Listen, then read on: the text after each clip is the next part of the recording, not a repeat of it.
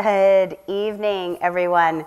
Welcome to the last lung cancer living room of 2024.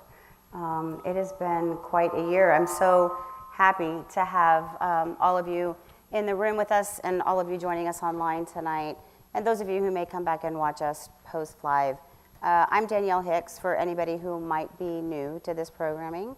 I am Chief Patient Officer here at GoTo for lung cancer, which really just means that anything and everything that has a patient touch, I oversee. So all of our support services and programs, such as the lung cancer living room. Normally, this meeting is a time where we bring in expert speakers from varying aspects of the lung cancer community to come in and talk about those varying aspects of being at risk and diagnosed with lung cancer. But tonight, as has been tradition for the last 4 or 5 years, what we're doing is I'm going to be the expert tonight, and I am going to give everybody some updates on what GoTo has been up to and accomplished this year.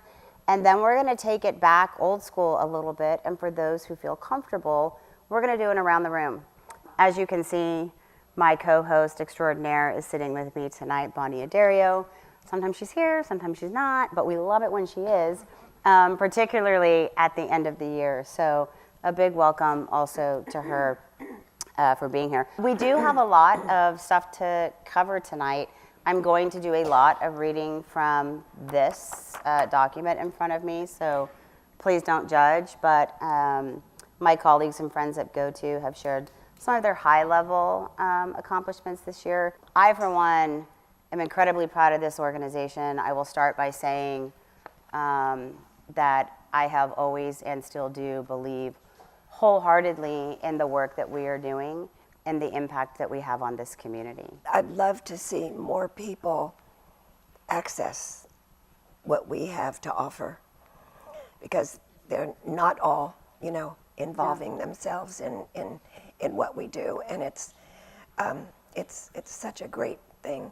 So I would love when you guys are all kind of going around the circle tonight, maybe you can talk about how important it is to have people to rely on and, just I agree, do those and I things think for it's you. not just GoTo as an organization, but Right. the community, such as the people in this room and the people online and the people we meet on the road and, in various places around the country and really around the world. It's a community that's been generated and the coming together Right. of everyone that is so important.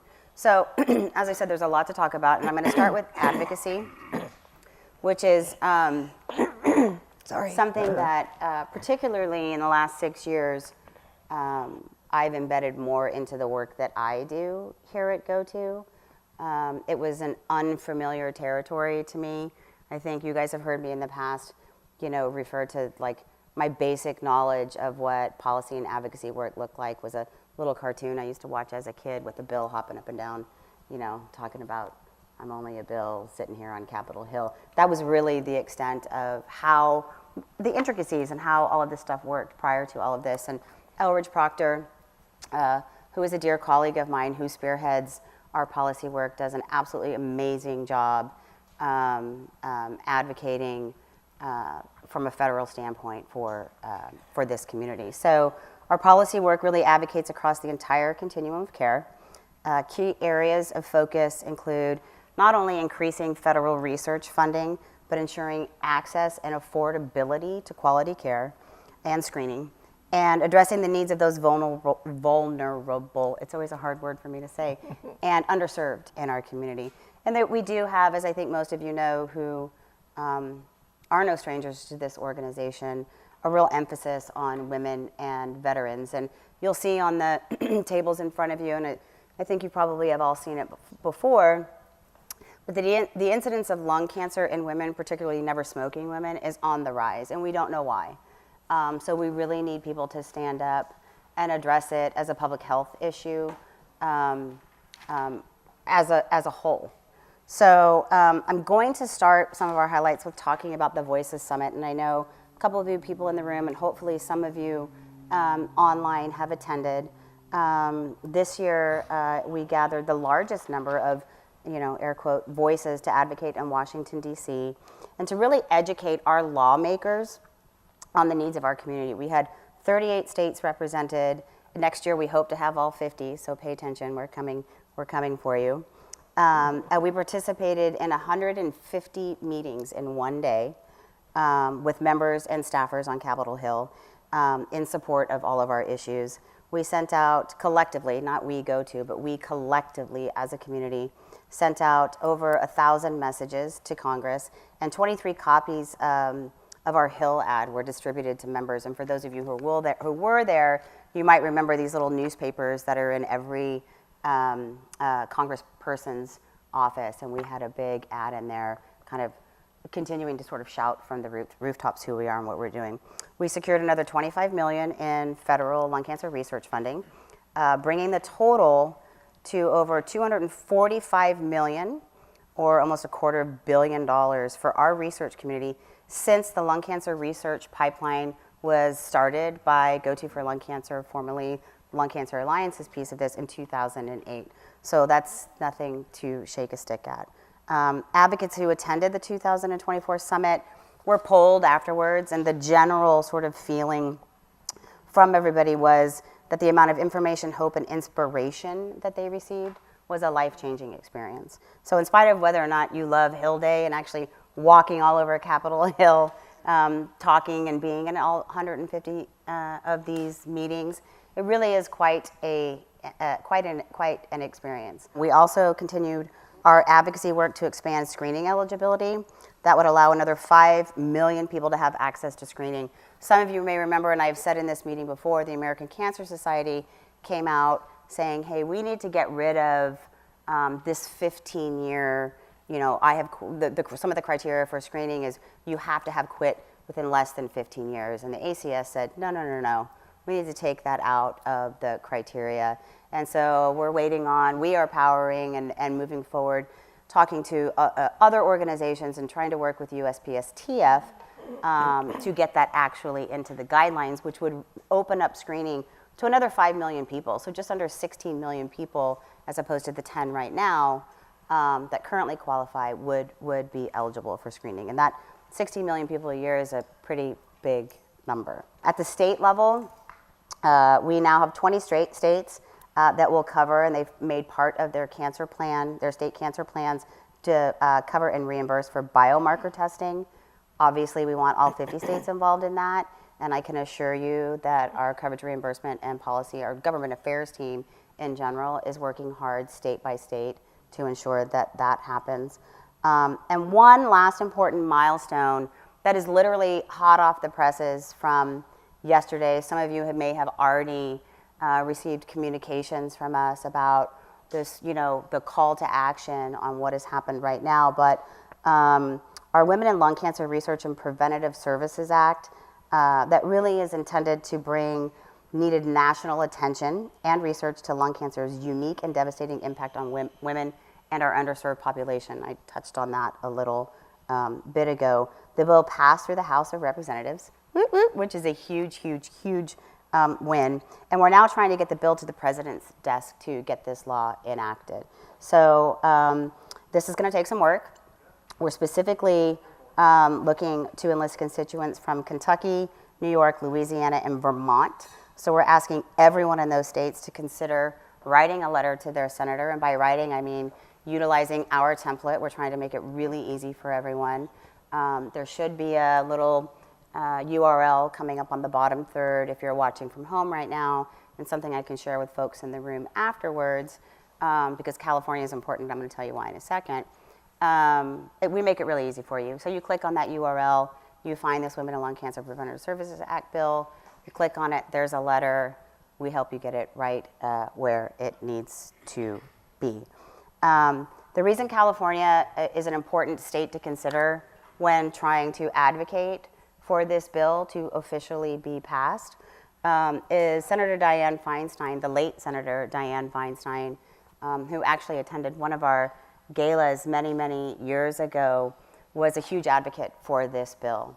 So it's incredibly appropriate at this time on her behalf, and to also submit a letter to the senators that are listed. So I can't say enough about this. I think Elridge is online right now asking and available to answer any questions to folks who might be tuning in from one of those states.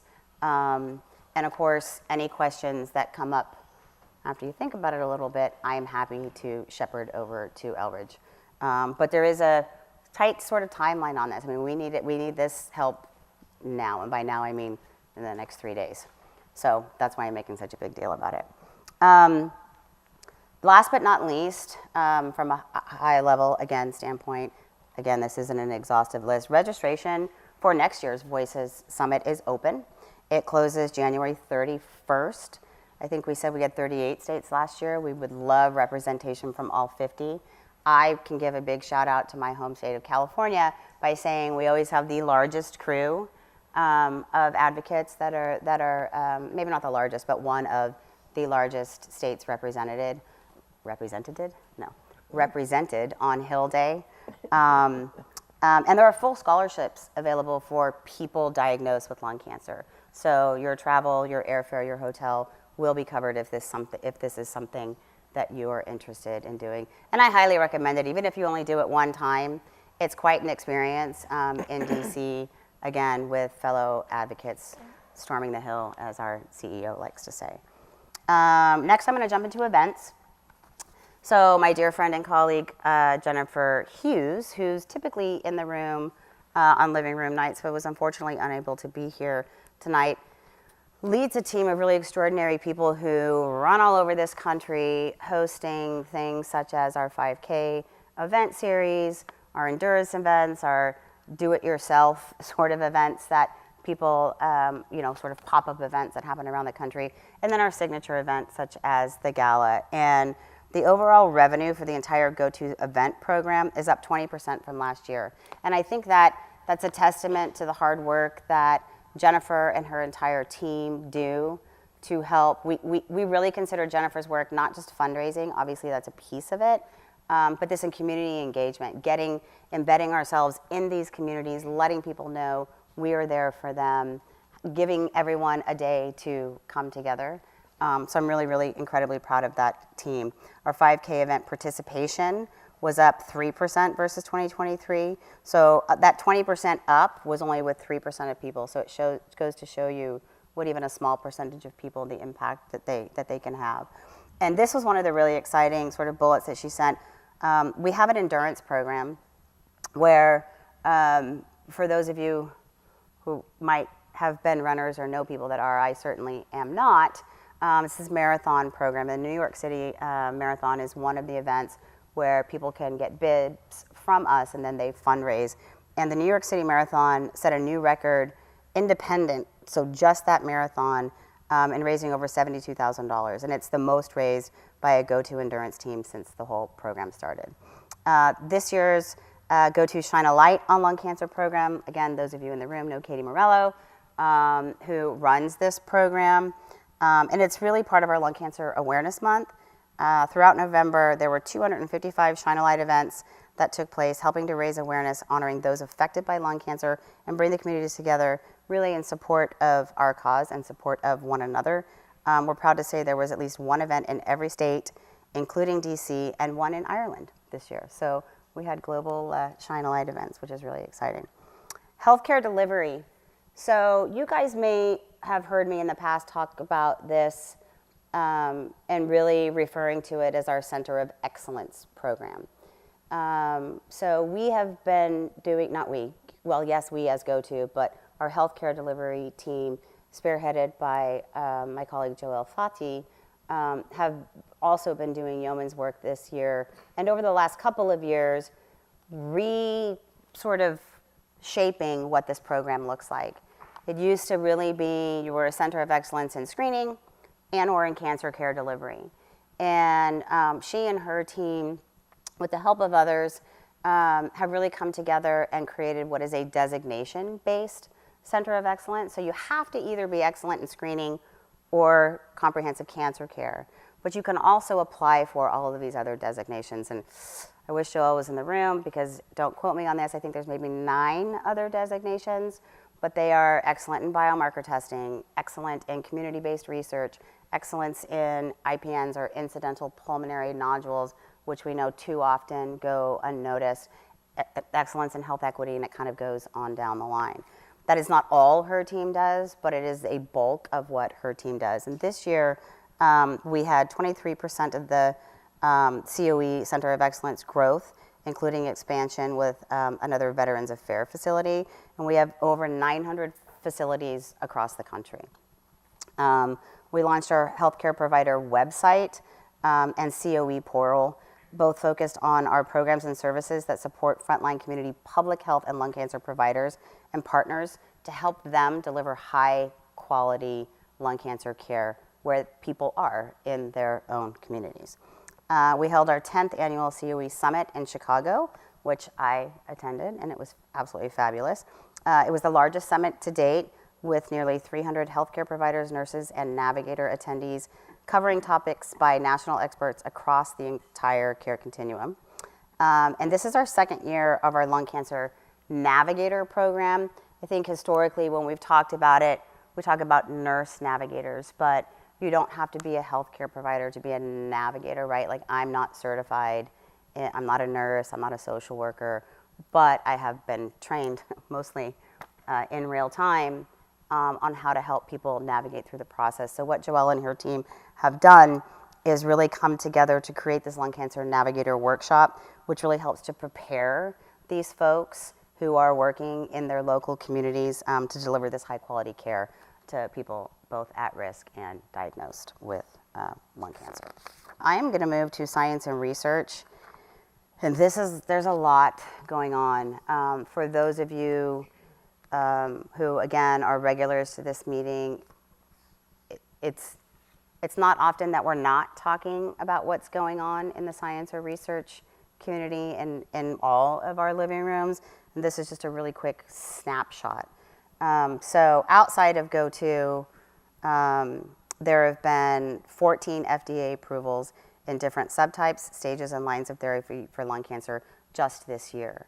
Again, you guys have all heard me toot my horn about how 15 years ago, 18 years ago, nobody was working in lung cancer. It was the same old, and now we are really at this time, and at this pivotal time, I think, where everybody's working in lung cancer. So 14 new approvals this year. GoTo and Alchemy.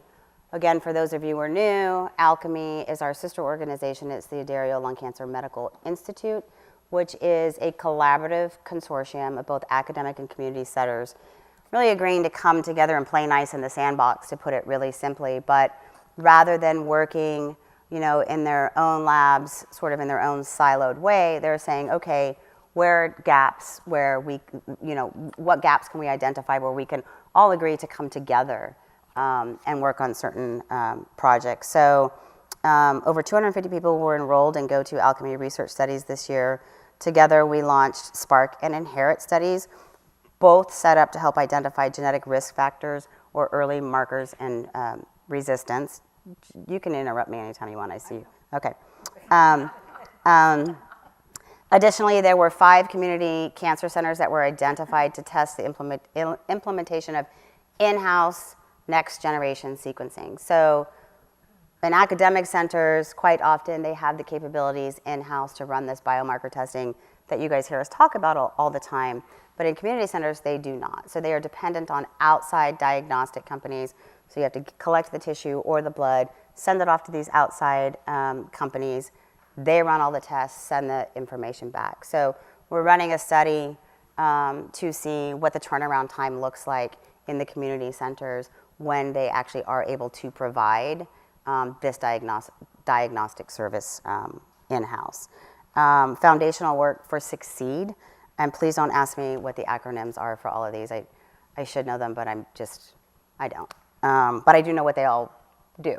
So Succeed is really working in small cell lung cancer, which I think you guys know for the past couple of years has been a large area of focus for us, not only in investing in research to try to provide more options for this subset of lung cancer, but in trying to generate community that everyone has in non-small cell lung cancer. Quite often, the small cell lung cancer patient continues to feel more isolated and alone. They're not part of a community such as the go-to community, and they're still living in the shadows. So this is a really a feasibility study and a sample collection of newly diagnosed small cell lung cancer patients.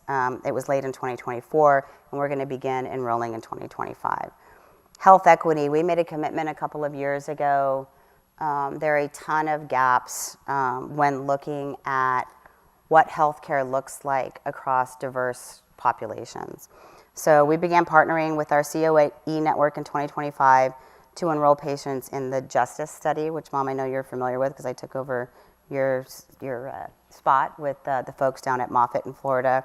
And it's really a study focused on understanding responses to immunotherapy in the African American or Black population. And this will fill a large gap in understanding the knowledge around the biology of response of immunotherapy in this subset of the population. We educated over 300 individuals from Black communities on lung cancer screening with a pre and post assessment to really measure impact. Like when we get in there and we start talking to people, what do they know about screening at the beginning and what do they know at the end?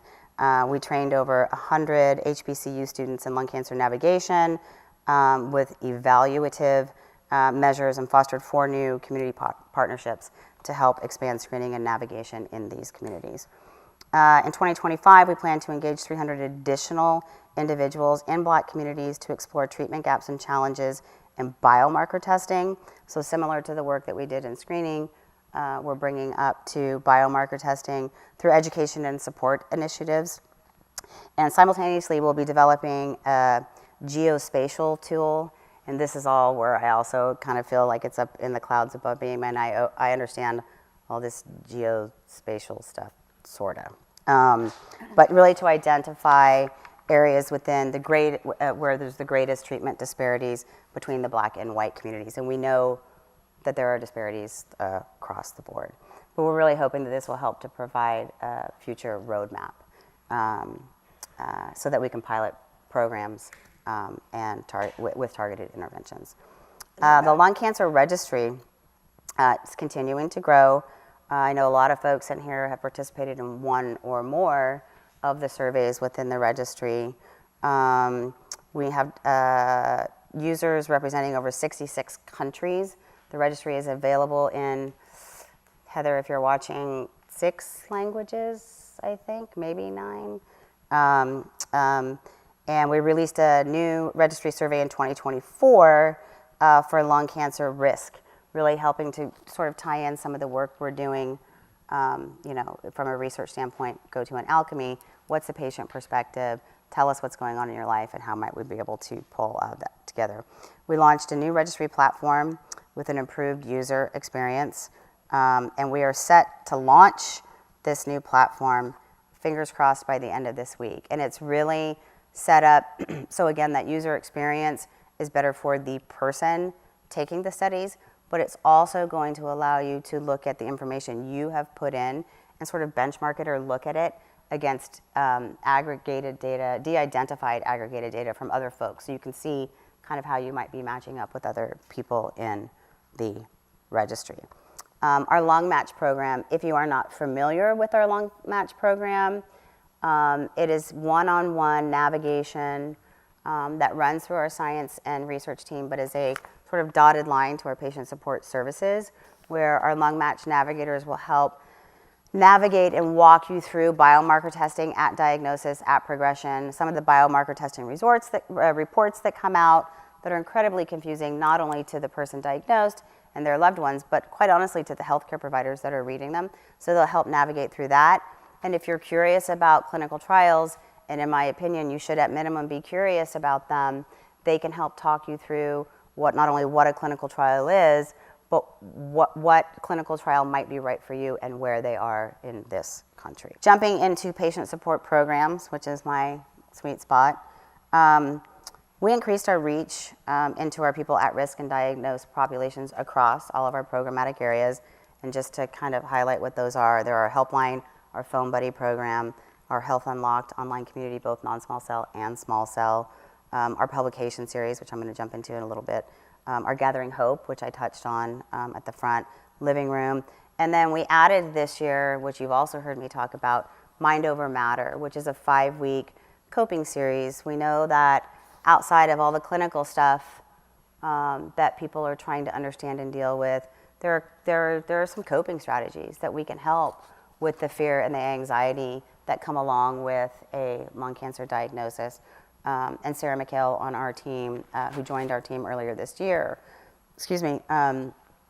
successfully completed 2 of those sessions this year, and we plan on continuing it next year, as well as hopefully, fingers crossed, being able to open it up to caregivers as well, because our caregivers have their own sets of fears and anxieties when helping a loved one through a diagnosis. We added 7 new pieces of education materials, so we're now at 40-ish different publication pieces covering all aspects of the disease, from being at risk and screening and lung nodules and what all of that means, all the way through the care continuum. The 7 that, and they're offered in, you've also heard me say this, I've said this like a million times, it's like I feel like I'm on repeat, right? But they're offered in the bite snack meal options. We know everybody likes to learn things differently. Some people want a 1-pager on something very specific, and then the very end of that spectrum is some people want, no, we want the whole comprehensive handbook, which I think we moved it for the tree, but which is really your A to Z, everything you need to know about your lung cancer diagnosis. We did successfully break those out this year into non-small cell and small cell. They all used to be in one book, and they were both translated as well into Spanish. We created our prophylactic cranial irradiation booklet. I don't know why I'm so tongue-tied tonight. Really looking at PCI and cognition and brain metastases, particularly in small cell lung cancer. Our side effect booklet. Side effects are very different for small cell lung cancer patients than they are for non-small cell lung cancer patients, so we were able to break those out. And I'm very proud of our comprehensive patient support services booklet, which takes a little deeper dive into each of our programmatic services and how they can help people. Our new e-commerce store, where you can order hard copies and downloads all from one place. All of these materials are free, and I promise that the user experience and the checkout experience is way easier if you've ever been on our previous store. We had our first ever in-person Gathering Hope. So again, Gathering Hope is our around the room. We did that at the Voices Summit in Washington, D.C. this year. And when I say it was a packed house, I mean it was a packed house. We need a bigger room if we're going to do it again this year, and I do believe that we are. We had living rooms in Hollywood, Florida, with Dr. Reyes down in South Florida there. We had living rooms at both the Medscape Conference, our COE Summit, and internationally at the Latin America Lung Cancer Conference meeting in Bogota, Colombia. So those were outside of our regularly programmed meetings. We exhibited at 8 different conferences, at all of our 5K events across the country, at our Voices Summit, our COE Summit, and and I already said our 5K events. We partnered with many different hospitals, corporations, and organizations to really try to blanket the community with information on how we can help support people through a lung cancer diagnosis. And this is another thing I'm really incredibly proud of, is that the patient support services team had 7 abstracts accepted this year. So the work we've done, we submitted the abstracts to conferences. We had 6 at the World Conference on Lung Cancer and at the 1 at the World Cancer Congress. So that's sort of in a nutshell, and I know I sped through a lot of that, but I really want to get to the meat of what this meeting's about, and that is all of you. I also want to invite people who might be watching online to share their stories, type away, and Michelle can share them back out for you. But really on behalf of GoTo, I just want to give a big shout out to all of you who I know have embedded yourselves in some form or fashion into the work that we are doing because you believe in the work that we are doing. And I believe you believe in it because it has somehow positively impacted your experience. Just from the bottom of my heart, I mean, I cannot thank you enough personally, and I know GoTo thanks you as well. So now this is the part where I want to move into the conversation. Where have you found hope and inspiration? First, introduce yourselves. Tell us a little bit about who you are and how you got here. But then tell us a little bit about where you found hope and inspiration, because you might say something that people either watching online, people in the room, or people that will come back and watch post-live hadn't thought about. My name's Larry. I was diagnosed in January of 2013 with stage 4 non-small cell adenocarcinoma with an EGFR mutation. 2 weeks ago, I started my 5th different protocol. I've been very, very fortunate. And I think where I find hope is in this room, for number one. I've been very, very fortunate over almost now 12 years, and I think a lot of that is due to what I've learned, what I've been guided through by GoTo, coming to the living room, watching the living room. I've been educated by some of the greatest lung cancer leaders in the world, actually, not just the United States. That education has empowered me to be actively involved in decisions when I need to change treatment. One-on-one sessions with the patient services team to talk through those decisions. And just understanding things like why you want to have a multidisciplinary team. And all of those things provide exactly what it says up there on that wall, hope. And that's what we all need to get through every day. So those of you who are watching live or in this room, the services that GoTo provide for all of us are very, very important. And I have no doubt that my life over nearly 12 years living with lung cancer is very different because those services have provided me with amazing support. So I encourage everyone out there, including everyone in this room, to take advantage of those services because they can do for you what they've done for me. Thanks, Larry. Larry's being a little bashful, but Larry gives back just as much as he says that he's gotten. Not only does he show up monthly to this meeting, but he's a phone buddy. So he's a mentor to people who are newly diagnosed, who match most closely with him and his diagnosis, and has been an amazing ear for many, many, many people in helping them through some of those tough days. And we can't thank you enough for your volunteer efforts and being a mentor for what I know are so many. The thing that has given me hope is that I knew, especially in the last couple of weeks, which have been very rough when Larry started his new treatment, that I had a place to turn to get answers and to have people listen. And I just needed somebody to listen because I was totally out of my league. I mean, it's been obviously 12 years, but this last go around with the chemo completely knocked us off our feet. And I was scared.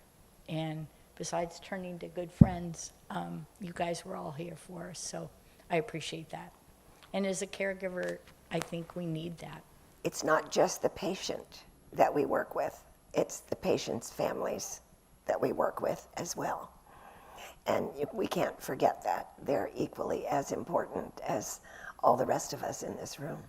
Well, sitting in this room, no one, having been diagnosed 12 years ago, the same week as Larry, with the same care, support that we've had, with having called Karen, not knowing who she was, but heard that she might help me handles some of my chemo side effects. And I look around this room, and you are all the silver linings of a diagnosis that no one would ever want. But you, we have each other, and we have so much information. And GoTo, 12 years ago, had a goal of, by 2023, making lung cancer a chronically managed disease. And actually, you kind of got that goal, which sounded amazing, but it's happened. And I thank you, Bonnie, you're a leader for all of us always, your daughters, your family, and everyone in this room who feels like family. Thank you for helping me get through this diagnosis and treatment. Thanks, Jane. You're absolutely right, and I think that was a pretty lofty goal when we made it. And I think we were there for some, but not for all, right? We don't know exactly why some people can chronically manage their lung cancer for decades and beyond, and why others can't yet, which is why I will continue to pound clinical trials and research, into the ears of everybody who listen, because we've done a lot, but it's not enough. No, it's not enough. However, what we have done is something we never thought we could do. And I'm just absolutely amazed at what we all in this room have done, all the people that are online now watching. I think one of the things that makes you such a poster child too is your diagnosis was so, it was 2003, and biomarker testing, schmiomarker testing, there was not happening, right? Right. And you were diagnosed with stage 3B, Yeah, adenocarcinoma, and basically told to go home. yeah, And were it not for her will and determination, and the will and determination of your family to kind of pull together, like, hey, we don't like that answer, 21 years now, almost be 22, Right. Pretty Right. soon here. You wouldn't be here if Right. we'd listened, to the first person. So, anyway. that was not okay, right? Yeah. Not an option. Yeah. It's not going to be an option for anybody in this room either, because we are here for all of you. Yeah. We are. You are. You're so amazing. I have a little different story because I'm almost next January a 17-year survivor, but I was an accidental finding, and so fortunate because I was only staged a 1B, and back then there wasn't really genetic testing. I learned several years later that I had the EGFR marker, but and then I did just shortly after Jane and I talked, and that was just purely coincidental. I learned about GoTo, and I think Jane learned before I did, but from the first time I ever came to a living room, the hope and inspiration, and Danielle, you said this year, I feel like just this year we have so much more inspiration. I just want to learn more to be able to help others. I haven't been a phone buddy, except that I was unofficially with Jane, and I'd like to learn more. But when we get into conversations, I feel like, oh my goodness, I don't know anything. But anyway, I have been blessed to have had the early finding, going through chemo, because Bonnie and I both had Fred Marcus, who was just amazing. And there's so many words for him. And he gave me the choice of having treatment or not having treatment. He talked to me for 2.5 hours. And at the end, it was my decision. And I thought, he's incredibly encouraging, and I need this insurance policy. That's how I looked at it. So I'm here now because he was incredible, and I'm I may still have been here if I hadn't had treatment, but I just feel like I needed to. And I had hope because of Fred Marcus back then, but the whole world has hope because of GoTo now. Thanks, Karen. Anyway, I'm a caregiver, Joanne, my wife, for 62 years or so, whatever it is. Yeah. And I second what Larry said, and particularly the idea of hope. And I always got hope listening to Joanne talk to her buddies, and she had, what, 4 or 5 of them over the years. And she'd be in the kitchen talking to somebody, and suddenly I said, oh, that's what it is. And I would learn really more from Joanne as we were driving home from a go-to and listening to one of the great oncologists than I would right here. But and that's what's kept me going as a caregiver, knowing that she knows so much about what is her problem and relating it to me, and that gives me a sense of confidence, mainly, and a sense of hope. So what you guys have been doing for, what, how many years have we been here? For 8? 8 years. She's a survivor for 8 years, and I'm a survivor for many, many more years than that, knowing what she knows. Yeah. Thanks, guys. I'm a newbie here, actually, and I can thank my good friend, Sally, because I never knew that she ever had cancer, and I was diagnosed, this is the first year of my diagnosis of cancer, and it's just been, I can't tell you the experience that I've had coming here, and the warmth and learning. It's really been a blessing, I have to say. And thanks to Sally. She was my staff during it. That's it. But everything's going fine now, so I'm happy about that. And I think I know you. Yeah. Al wants to. Jackie and I were at a jazz show in Monterey, and you never know how God is going to look over you. We got in a real bad accident. She had to go to the hospital.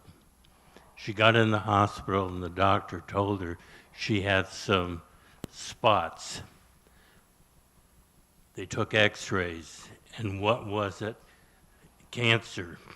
When we got back, she didn't know what to do. We talked and talked. Should she get an operation? Should she go chemotherapy or something else? She started coming, she talked to her doctor and talked to her doctor, and she started coming here. And she finally decided to have, what was it? Radiation. She had the radiation. It didn't work out the first time. 3 months later, she went through radiation, and thank God, she's wonderful. She owes it to this group.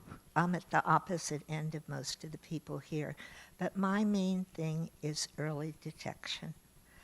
I was at high risk, and I volunteered to be in a study that was an international early lung cancer assessment, and it was the rules of you had to have quit within 15 years. I was a smoker, but I also had a mother who passed away from lung cancer, her brother who passed away from lung cancer, and my paternal grandfather. So I felt it was important to enter this study, and nodules were found, but it took 5 years before anything grew, and knock on wood, I had surgery, had a lower right lobectomy, and I'm checked every year, and I'm 15 and a half years out without a reoccurrence. And my main thing is to try and give back and to try and encourage people, if you're at risk at all, go get tested, get the low-dose CAT scan, let your doctor know you're at risk, whether you smoked or you didn't smoke. If it's in your family, you have even more of a risk of it.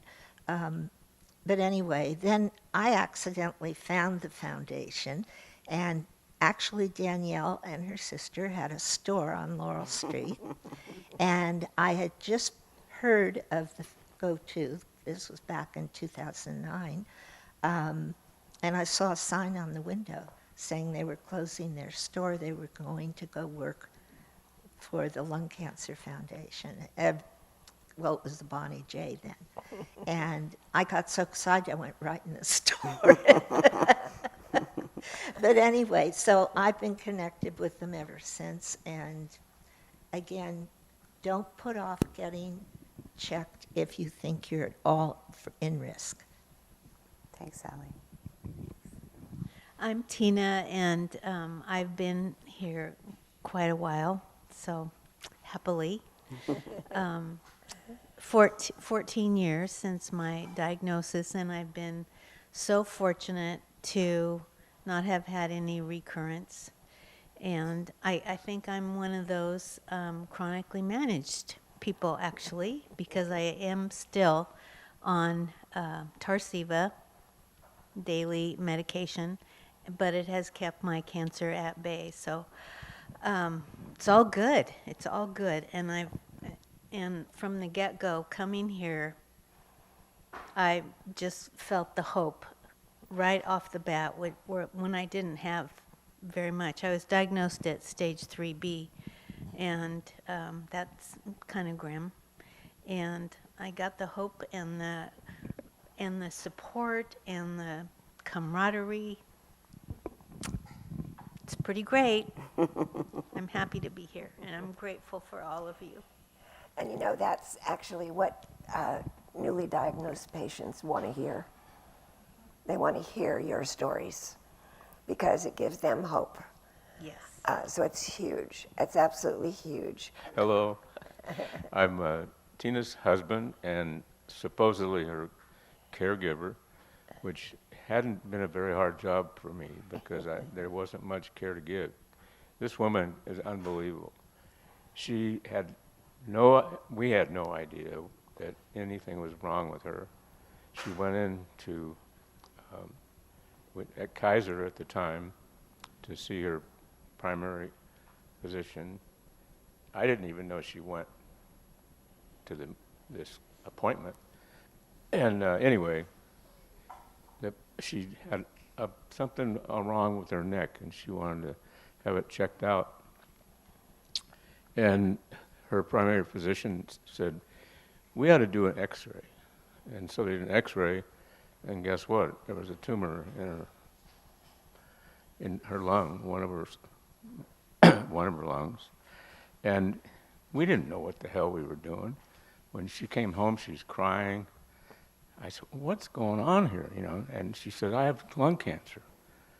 Well, we didn't really know she had lung cancer, but we went and found out actually very quickly by going to Kaiser again. And I'll never forget this Dr. Who was his name.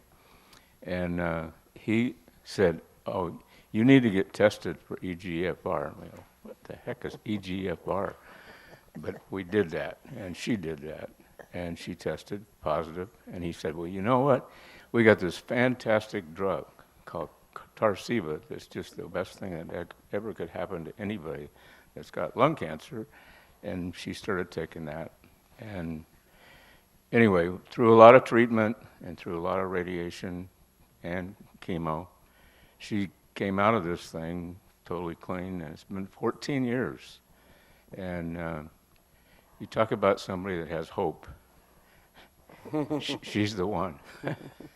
So I really think that the whole idea of hope is real. It works. It worked for her. Well, it's what you need to hear when you're diagnosed with, when you're diagnosed with anything that's, difficult to deal with, whatever kind of program it is. And this is it. It's right Yeah. here. And we've talked about it. Yeah. I mean, hope is, particularly when you're newly diagnosed, not an easy thing to find.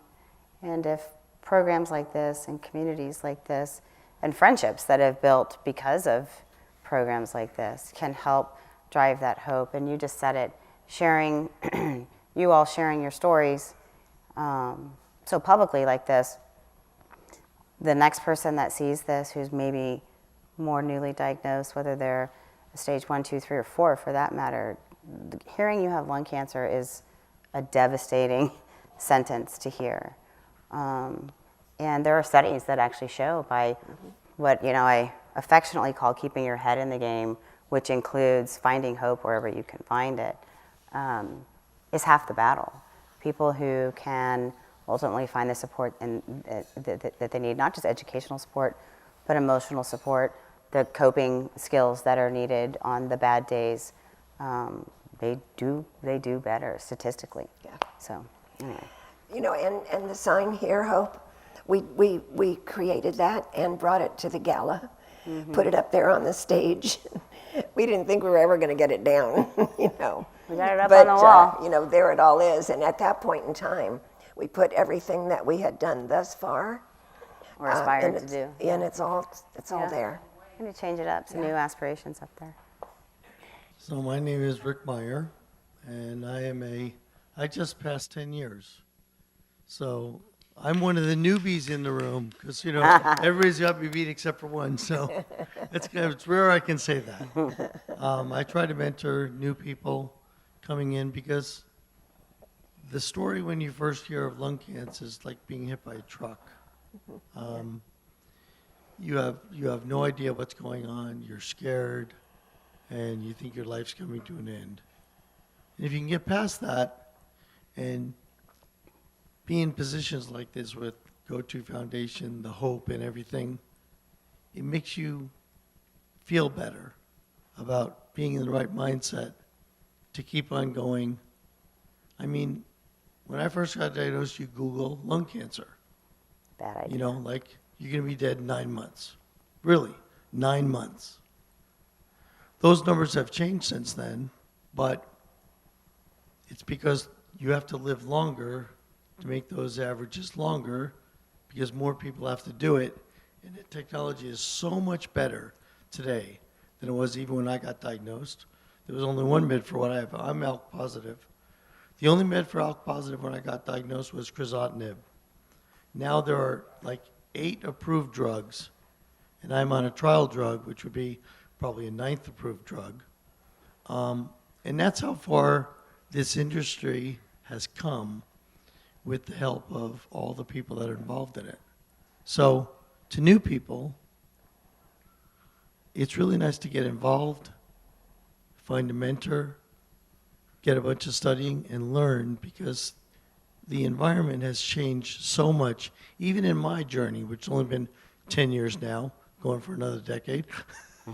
But it's like you just have to have a right positive mindset and look forward to a nice life. Joanne and I, obviously Joanne, went through quite a number of months with her on cough drops. We must have gone through, I don't know how many, a year, going through, I don't know how many bags of cough drops. Now, this was my fault, and Joanne's as well. We share this. We didn't think that much about it. And then she went to, she was going to seeing her doctor, our primary care person, all during this year, correct? Yep. Never got a word about this except from my nurse, Marion, her sister. And she said, well, Ron, why don't you have a chest x-ray? Which I should have thought about earlier. Joanne, I think, tried to keep putting this thing off. And of course, when the chest x-ray came up, there it was. And We went through the whole process of biopsy down at El Camino Hospital. It was from a wonderful oncologist down there who put us on to go-to and therefore hope. And her first medication was Tarceva. And well, this is great. And I know, how long were you on it? 2 years. 2 years on Tarceva. But I still had hope, and then this drug came along called Tagrisso, all right? And that brings into my good friend over here, Larry Gershon, who I knew, who the hell is Larry Gershon? Well, Joanne ran out of her Tagrisso.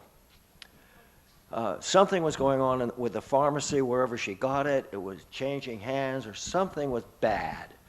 And I said, well, where are you going to get the Tagrisso? Well, Larry. And I said, who's Larry? Well, there he is, sitting right over there. And Larry, with the same EGFR, the whole bit. I just want to go on record as saying I do not recommend sharing pharmaceuticals with other people diagnosed. Right. Anyway, Larry saved my confidence and hope and all of that. There's a lot of doctors in this room, by the way. I know. Oh, are there? Okay. At any rate. No. So that was our little story. Do you want to say anything, Joanne? No, you've said it. You did a good job, Thanks, Ron. too. So my name is Keith. I'm one of the younger, newer folks in the crowd, but I was diagnosed back in 2018 and went through all of the emotions that you described, went through the whole progression that you described of, oh, it's a cough, it's a swallow, it's a whatever. So I experienced all of that. It took me a full year before I honestly got up the courage to come to one of the living rooms. It's been a while. I wished I had found it sooner. Yeah. I honestly do. I'd heard about it, but hadn't been able to overcome that internal barrier to join the crowd. But I'm certainly glad that I did. You know, I was diagnosed and then had to go through a full left pneumonectomy, and then went through the chemo, and then got into a clinical trial, though, on the back end of that. And so clinical trials have been something that has become very important to me personally. So I'm 6 years out now. I am disease-free. And actually one of the items that the go-to turned me on to several years ago was, to me it was completely random, but they said, you know, we have this company that is looking for patient representatives that is working on a project to redesign, reinvent clinical trials. It's Boehringer Ingelheim. I don't know if I can say the name on. Okay. Sorry. But we're about to publish the results of that, which hopefully will go into some publications here soon. They're already starting to implement the results of that in their own work, which we're hoping is going to get picked up by other companies as they see the results of what this worldwide panel has done of medical experts and patient representatives. And so I think GoTo absolutely gets credit for being a part of that. And I want to thank you for turning me on to that opportunity. Because this is going to sound really weird to say this, but I feel like my experience with lung cancer has blessed me in a way that I would not have otherwise. Opportunities like this would never have come up, would have been involved. There are other things that I've been able to do and done that honestly I thought had passed me by. One of the other ones, it's a little bit out there, but you mentioned the endurance program. I was involved in the endurance program. I actually did 2 races this last year, and at one I ran into another athlete who had 1 lung. And It was this amazing moment where the 2 of us, we hugged. I mean, we had this amazing connection that clearly not many people would want to have, but it was actually a really inspiring, hopeful moment for both of us. And we both hope that when other people see things like that, that they're able to gain hope and inspiration from it as well. So I do still have one more goal out there. I don't know if it's ever, but I do want to become, if it's ever possible, the first one-lunged athlete to participate in the Ironman World Championships. Wow. Hasn't happened yet. It's one of my goals. I love it. I love it. Do it. Thank you so much for sharing all that. And I think, yeah, like I said, there are many ways for people to find hope and inspiration, and for people to take back some control in a time when things feel so out of control. Being able to engage in multiple different ways, right? Whether it's coming to meetings like this, half Ironmans, being a phone buddy, participating in research, and others in here have participated. And the participating in research thing is, I think, something that maybe we don't talk about enough, or being part of the solutions, right? With industry partners, BI and the like, who are constantly looking for the patient experience, the real world experience, and the patient voice to come in and help them be better and do better, right? So thank you for bringing that up. Yeah. Yeah. My name's Amita. I was diagnosed in January A little louder. January of 2019. I'm ALK positive, and I was diagnosed primarily with neurologic presentation, so I had a lot of brain metastases. And I was diagnosed 6 months after my mother was diagnosed with lung cancer, so I'd been a caregiver for her, and this kind of came out of the blue. So that was kind of a shock. And then initially was not doing very well. It was my daughter who actually found GoTo. And then initially, I was like you, it took me a while to want to come, but my husband and daughter would come. So they kind of paved the way for me. And I will reiterate what everyone here said. I got education, hope, and a community.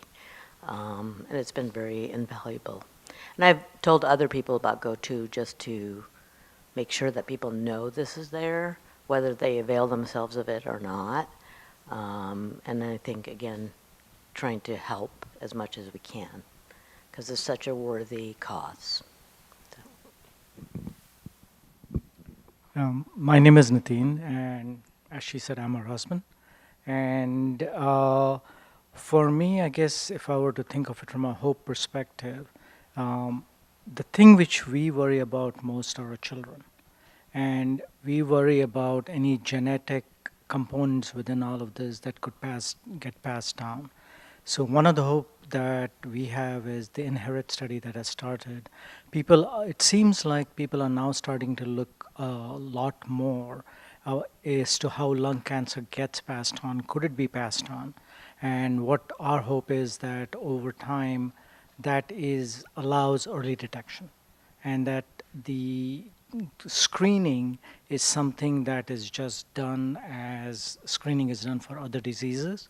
And we mainly worry about our children. GoTo has been wonderful for us. I think it's a support that we've got. Luckily, she's a physician, so we have enough support from the medical community, but I think the support from just all of you and coming in and listening to folks where it's not really a downer, but the hope is what makes us come back. And that is what we are very grateful for. So. I love that. And I think your point about expanding screening risk factors to include, potential genetic predisposition is really important. Obviously, it's important to us. We've talked about the Inherit study here, and some of the work we're doing with 23andMe, us and other groups are doing with 23andMe, to really take that deeper dive look. But I think it expands even beyond the, genetics or germline, potential for risk here. But it is important that we expand And a lot of exciting things are happening, even, you know, not just in lung cancer, but in multiple different cancers. Can we detect cancer early with a blood test and be less invasive and, you know, offer less risk, although I have my own opinions about low-dose CT and flying across the country being very similar amounts of radiation, but that nobody wants to talk about. I just, you know, you guys have heard me say it. There's no big sign when I'm walking onto an airplane to fly to New York letting me know that radiation is going to be a thing while I'm up there, let alone that the dose is very similar to LDCT. But that's my opinion and beside the point. There's a lot of really great folks working on expanding not only the risk factors for what's currently available, which is LDCT, but a lot of really smart people working on identifying cancers in different ways. Yeah. I'm Pep Pritchard, and in September of 2019, I was in Seattle kayaking on Lake Union. I was up visiting my daughter and her husband and their cat. I'm heavily allergic to cats, but they did everything they could to get all the cat hair out of the house and put the cat in the cat house or cat hotel. And I came home, and with the chronic bronchitis and cat allergy, I was just breathing terribly, and I couldn't breathe and had trouble sleeping. So I went to see my pulmonologist. She took an x-ray and said, "Oh, this is not good." I said, "What did you find?" And she said 2 spots. So that began my journey, and at that time my mouth dropped and I was like a deer in the headlights. And I came home and told my other daughter, and she, like these very together young technologically knowledgeable people, went on the internet and said, "Mom, there's a support group meeting a mile and a half from our house." I said, "You're kidding." She said, "Yeah, we're going." So we came, and we were surprised what a wonderful dinner, and not just water, but wine and sodas and wonderful That's the draw, Pat, people. it's the wine. Wine yeah. grabs everybody. Oh, okay. So I thought, oh, this is really good. And not only that, I learned a lot. And I did feel like I didn't have a death sentence. And I had already had one sister who died of lung cancer with brain metastases, and would take my turn going up and taking care of her. She lived in Oroville. So I'm now hearing this. I want my daughters and niece and nephews to get their tests too. Yeah. And I have hope for them. And I've been through radiation and, radiation and some chemo, but then things perked up from stage 1 to stage 3B. With hope in mind, in a new insurance company in January, I hope to have some other news for you. Thanks, Thank Pat. you. My name is Fred, and I was diagnosed with stage 3B lung cancer in 2013. With maybe a week or so of having, had the diagnosis confirmed, I heard an ad on the radio that Stanford University was having some kind of a meeting or seminar in Palo Alto that, was for lung cancer patients. So I went. I phoned up and they put me on the list. I got a lot of interesting information. This was my first time I heard about, the various mutations and genetic testing and everything else, and what combinations of genetic testing work, and so forth. I mean, what combinations of targeted therapy work, and at that time why they didn't work with chemotherapy, although we know that's different now. But anyway, this was quite a few years ago. And sitting next to me was a man named Neil. And he had one of Bonnie's books. And he said, "Boy, I just got this, and I wish I had this when I was first diagnosed." And that's how I found out about the organization here. So I phoned up, and I got a hold of Danielle. And she said, get down here right away. And we had a meeting in that room over there, and she said, now here's a good oncologist, at Kaiser, and here's the genetic testing you need to do, and here's what et cetera, et cetera. And that was good because genetic testing was not routinely done for a lung cancer diagnosis at that point. Matter of fact, it wasn't even offered by Kaiser. So I went through Foundation Medicine to get my first one, and eventually found out I was KRAS. Well, as I proceeded, I signed up for a session with Second Opinion, which is a group of experts in lung cancer that meets in San Francisco. And they gave me the cheery news that I had a year to live. So I had attacked this full force with chemotherapy and radiation. I went through several of both. I was on targeted therapy for a while because they found a ROS1 mutation that didn't turn out to be correct. And eventually I went on immunotherapy. Well, it was a little over a year when the PET scan showed that my pancreas was in really bad shape because of the medication. My oncologist said, hey, we got to take you off this for a while. This is not good. So I went for 3 months. I was having a PET scan every 3 months. I went 3 months with a PET, without any medication, and PET scan was clean. I went for 6 months. PET scan was clean.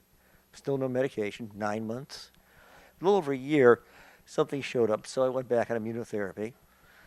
And it's been over 2.5 years, about 2 years or a little bit more, after the second round of immunotherapy, I asked if I could, suspend it for a while and see what happens.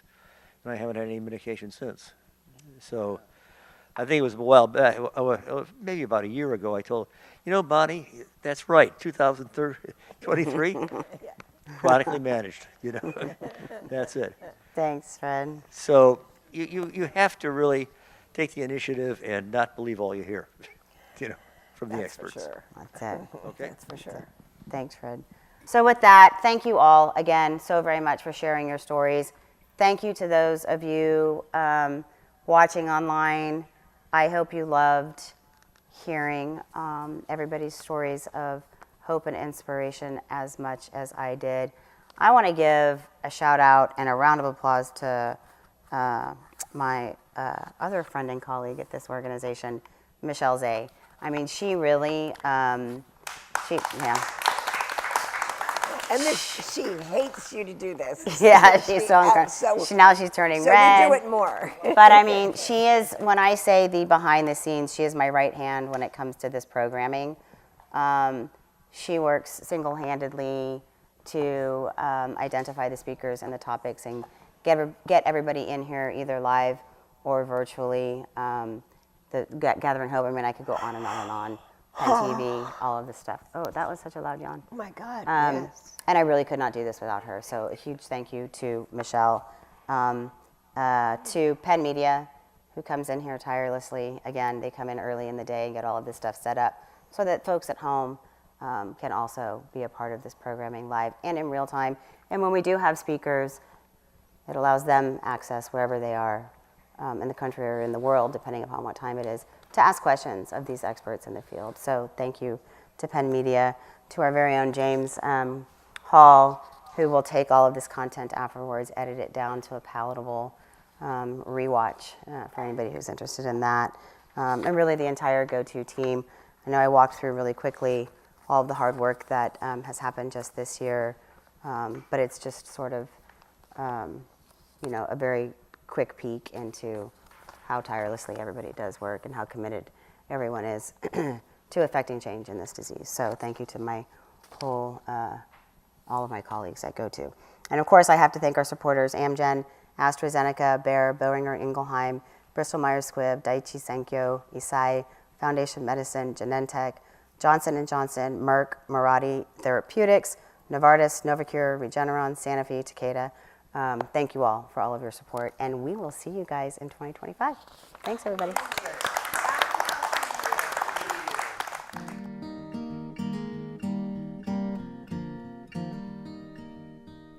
So I'll be brave if you're brave.